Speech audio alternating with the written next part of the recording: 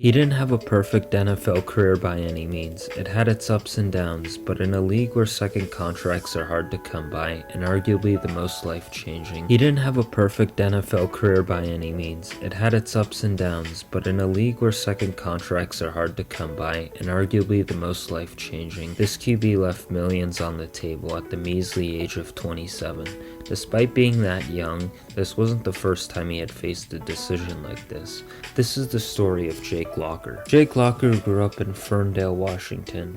In high school, he excelled at both baseball, where he was drafted at the end of his senior season by the Anaheim Angels, but on the gridiron, where he chose to stay for the long haul, he became the only QB to ever start in his freshman year in his coach's 21-year career, going on to win a state championship his senior year, and then accepting a full ride to the University of Washington. While at UW, he was tabbed Montlake Jake, where he would go on to have a very storied career in the purple and gold, setting a bunch of records, winning awards, and most importantly being beloved by many teammates. But during Locker's time as a Husky, they didn't have a ton of team success. Going 7-6 in his senior year in 2010 was his best year as a Husky, and despite team struggles, Locker was a shining spot that NFL teams drooled over.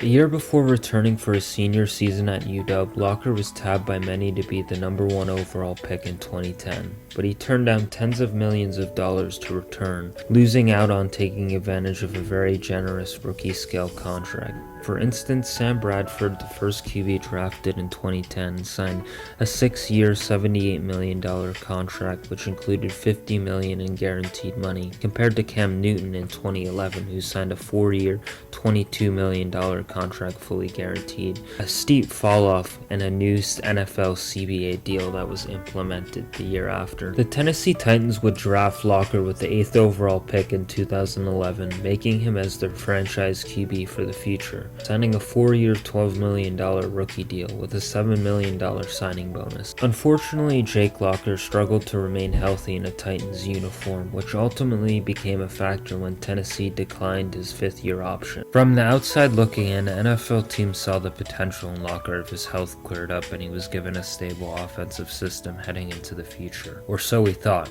Despite plenty of interest from teams, some with lucrative offers to either ride the bench or compete. But we will never know if Jake Locker could have had a Geno Smith or Sam Darnold type of resurgence in his career. What we do know is that Jake left the game because he had no more desire and passion to play, choosing instead to prioritize his family and faith, and that's something that can be respected.